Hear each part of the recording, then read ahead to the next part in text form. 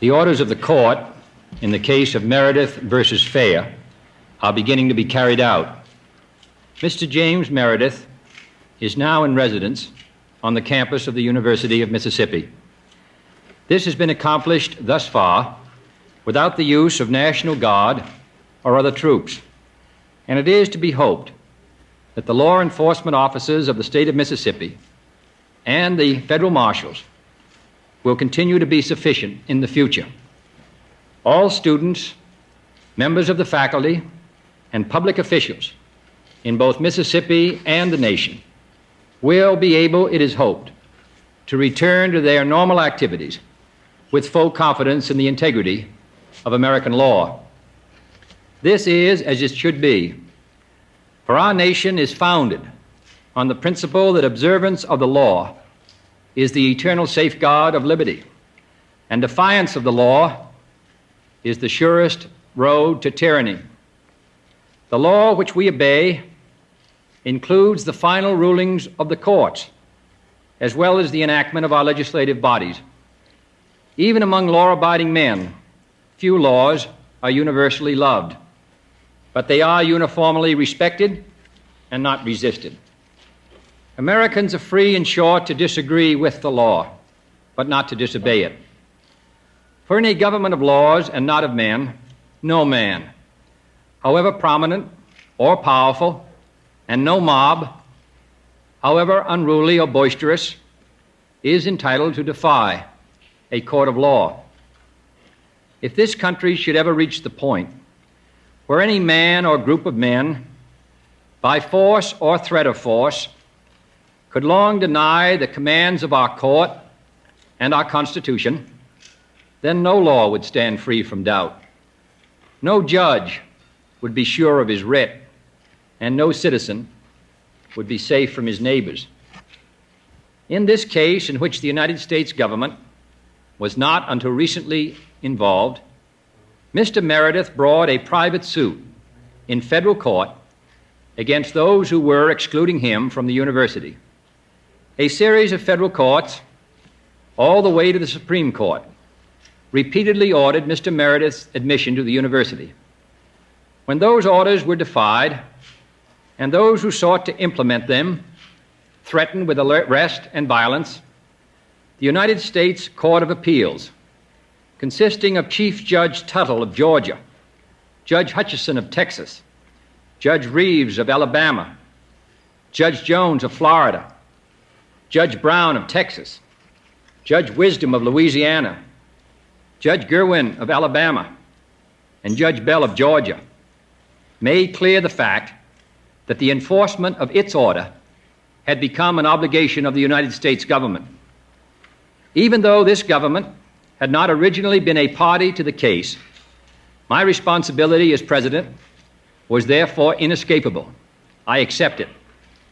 My obligation under the Constitution and the statutes of the United States was and is to implement the orders of the court with whatever means are necessary and with as little force and civil disorder as the circumstances permit.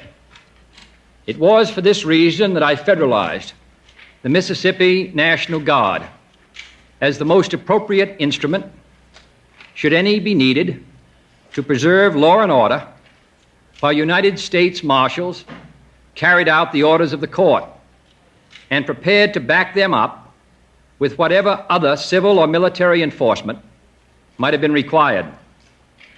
I deeply regret the fact that any action by the executive branch was necessary in this case, but all other avenues and alternatives, including persuasion and conciliation, had been tried and exhausted.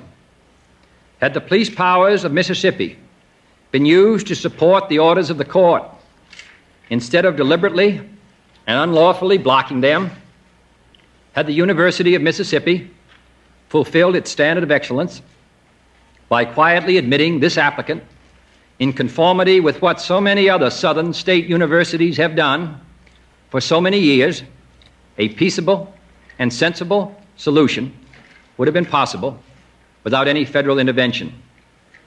This nation is proud of the many instances in which governors educators, and everyday citizens from the South have shown to the world the gains that can be made by persuasion and goodwill in a society ruled by law.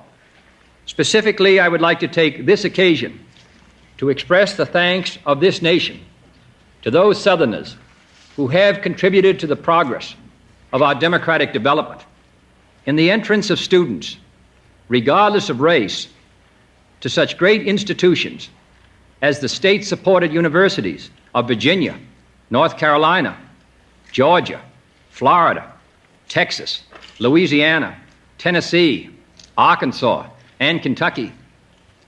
I recognize that the present period of transition and adjustment in our nation's Southland is a hard one for many people.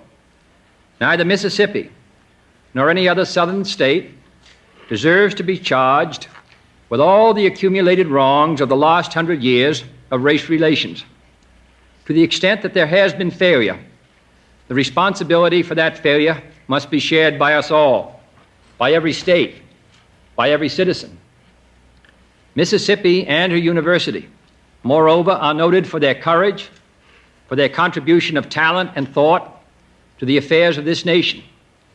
This is the state of Lucius Lamar and many others who have placed the national good ahead of sectional interest. This is the state which had 4 Medal of Honor winners in the Korean War alone. In fact, the Guard unit federalized this morning early is part of the 155th Infantry, one of the 10 oldest regiments in the Union, and one of the most decorated for sacrifice and bravery in 6 wars. In 1945, a Mississippi sergeant, Jake Lindsay, was honored by an unusual joint session of the Congress. I close, therefore, with this appeal to the students of the university, the people who are most concerned. You have a great tradition to uphold, a tradition of honor and courage, one on the field of battle and on the gridiron, as well as the university campus. You have a new opportunity to show that you are men of patriotism and integrity. For the most effective means of upholding the law is not the state policeman or the marshals or the National Guard. It is you. It lies in your courage to accept those laws with which you disagree, as well as those with which you agree. The eyes of the nation and all the world are upon you and upon all of us. And the honor of your university and state are in the balance. I am certain the great majority of the students will uphold that honor. There is, in short, no reason why the books on this case cannot now be quickly and quietly closed in the manner directed by the court. Let us preserve both the law and the peace. And then, healing those wounds that are within, we can turn to the greater crises that are without and stand united as one people in our pledge to man's freedom. Thank you, and good night.